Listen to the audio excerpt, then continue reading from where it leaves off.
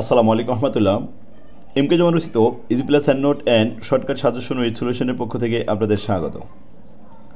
আজকের ক্লাসে আমরা বিপি থার্ড ইয়ার হিসাব বিজ্ঞান বিভাগের গুরুত্বপূর্ণ একটি সাবজেক্ট অ্যাডভান্স অ্যাকাউন্টিং ওয়ান নিয়ে আলোচনা করব। শিক্ষার্থীগণ, এই সাবজেক্টটি খুবই গুরুত্বপূর্ণ এবং খুবই সহজে এ প্লাস পাওয়া যায় এই সাবজেক্টে।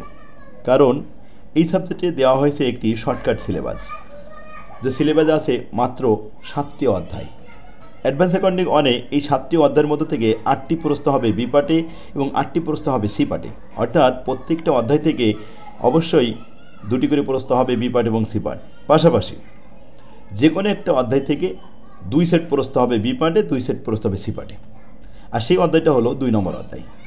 2-এর 1 এবং 2-এর 2 এভাবে আমি আলাদাভাবে অধ্যায় ভাগ করে দিয়েছি। এই যে 2-এর 1 কোম্পানির আর্থিক বিবরণী, এখান থেকে আপনি এক সেট প্রশ্ন বি পার্ট আর সি পার্ট পাবেন। আবার পাশাপাশি 2-এর 2 ক্যাশ ফ্লো স্টেটমেন্ট, এখান থেকেও প্রশ্ন থাকবে। এই মোট 8টা প্রশ্ন হবে টোটাল মিলে। এই সিলেবাসে আপনার দেখুন এই যে 7টা অধ্যায়, এখান থেকে অঙ্ক আসবে। গুরুত্বপূর্ণ অধ্যায় কোনগুলো আপনি করবেন সেগুলো দেখেন। 1 নম্বর, 2 নম্বর, 3 নম্বর এবং 4 নম্বর। এই 4টা অধ্যায় সবথেকে গুরুত্বপূর্ণ। প্রতি বছরে এখান থেকে বি পার্ট এবং সি পার্ট অবশ্যই প্রশ্ন আসবে, অঙ্ক আসবে বি পার্ট সি পার্ট, প্রত্যেকটা অধ্যায় থেকে 2 সেট করে। আচ্ছা, 5 নম্বর অধ্যায় থেকে আসবে। 5 নম্বর অধ্যায়টা একটু বড়, এটা আপনি যদি না করেন সমস্যা নেই, আপনি সবথেকে সহজ অধ্যায়টা করবেন। 6 নম্বর অধ্যায় খুবই easy, B part C part 2 set প্রশ্ন পাবেন। পাশাপাশি যদি আরও একটা এক্সট্রা করতে চান তাহলে 7 নম্বরটা করবেন। তাই এখান থেকে 2 পার্ট প্রশ্ন, বি পার্ট সি পার্ট 2টো সেট প্রশ্ন পাবেন। এই তো, প্রশ্ন বাঁধানো খুবই সহজ, শুধু নির্ভুল অ্যান্সার করার জন্য আপনাকে এখন প্রিপারেশন নিতে হবে। একটা ভালো বই একজন শিক্ষকের মতো ভূমিকা রাখে শিক্ষার্থীর কাছে। আমার বইটা ফরম্যাট আকারে সাজানো, একই জাতীয় অঙ্কগুলো একই জায়গায় লিপিবদ্ধ করা আছে। যদি আলাদা আলাদাভাবে ফরম্যাট আকারে সাজানো থাকে, ছাত্রদের বুঝতে সুবিধা হয়, মনে রাখতেও সুবিধা হয়, আর পরীক্ষার হলে নির্ভুল অ্যান্সার করতে সুবিধা হয়। তাই ভালো ফলাফলের জন্য প্রথম শর্ত হলো একটা ভালো বই, পাশাপাশি একজন ভালো শিক্ষককে বাছাই করতে হবে। শিক্ষকের কারণে আপনার অঙ্ক সহজ হবে, আর এই শিক্ষকের কারণে আপনার অঙ্ক জটিল হয়ে যেতে পারে। তাই প্রথমে একজন ভালো শিক্ষক বাছাই করে নিয়ে তার কাছে পড়তে হবে। দেখুন, ভালো বইয়ের বৈশিষ্ট্য হলো যে সহজভাবে উপস্থাপন করা থাকে আর খুব ইজিভাবে একটা অধ্যায় আয়ত্ত করা যায়।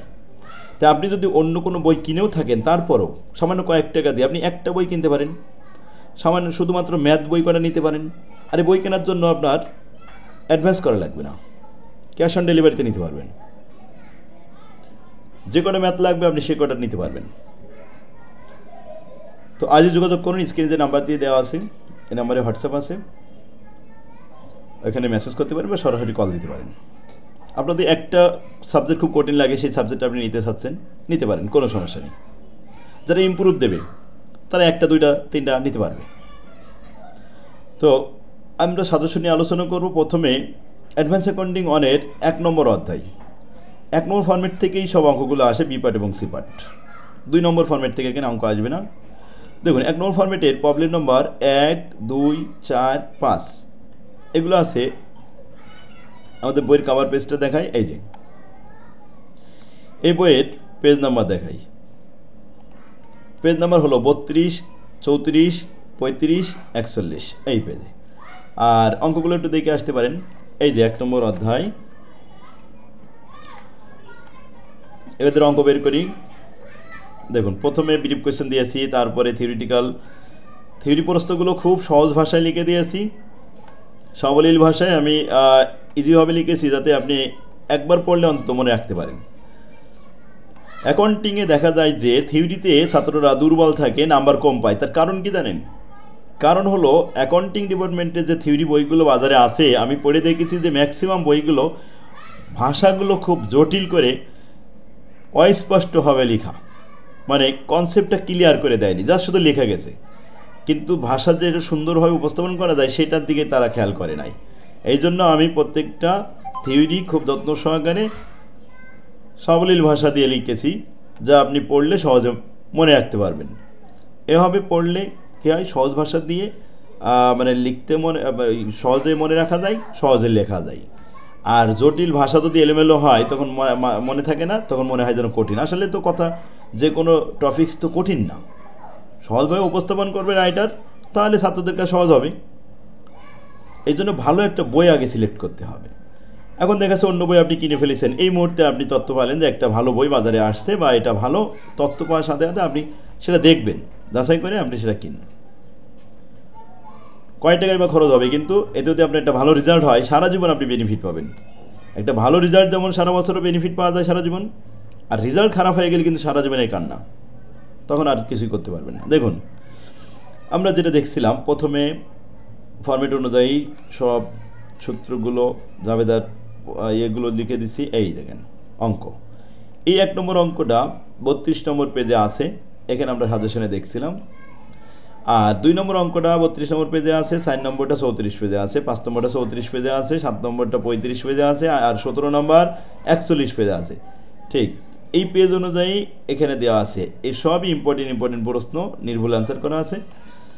এগুলো করলে এর মধ্যে 100% কমন পাবেন। দেখেন 2 নম্বরটা আসছিল 14 সালে,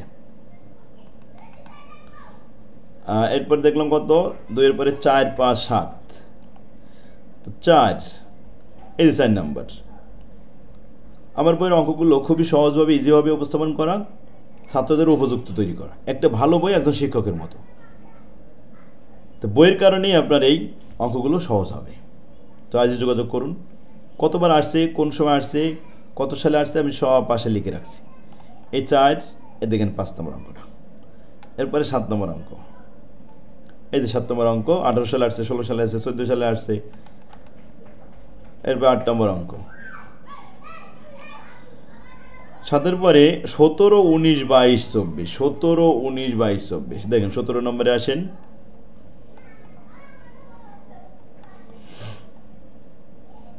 এই যে 17 নম্বর। 18 সালে আসছিল, 17 সালে আসছিল, 16 এবং 12 সালে আসছে।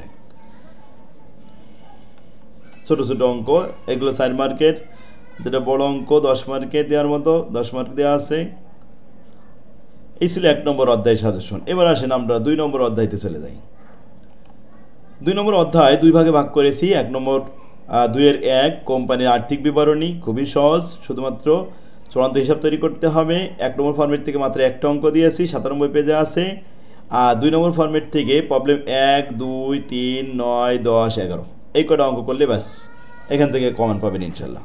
গত বছরে দেখেন বোর্ড প্রশ্ন রিপিট করেনি, অন্য ছাত্ররা ম্যাক্সিমাম সব খারাপ করেছে, কিন্তু আমাদের ছাত্ররা যারা আমাদের কাছ থেকে বই নিয়েছিল, আমাদের কাছে প্রাইভেট পড়ছিল, অনলাইনে ক্লাস করছিল, তারা সবাই ভালো করেছিল, ম্যাক্সিমাম সব A+ পাইছে। কেন?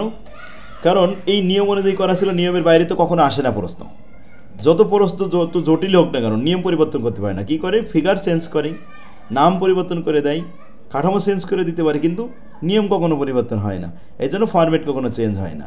তো এভাবে পড়লে আপনার জন্য সুবিধা হবে। দেখুন এরপরে আমরা যেটা আসছিলাম সেটা হচ্ছে 2-এর 1, এই সে 2-এর 1 আর্থিক বিবরণী। 1 নম্বর ফরম্যাট থেকে প্রবলেম একটা দেওয়া হয়েছে।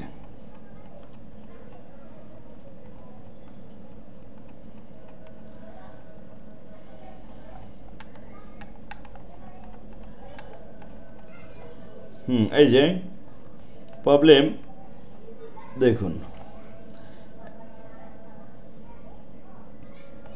4 নম্বর প্রবলেম দেওয়া হয়েছে 1 নম্বর ফরম্যাট থেকে।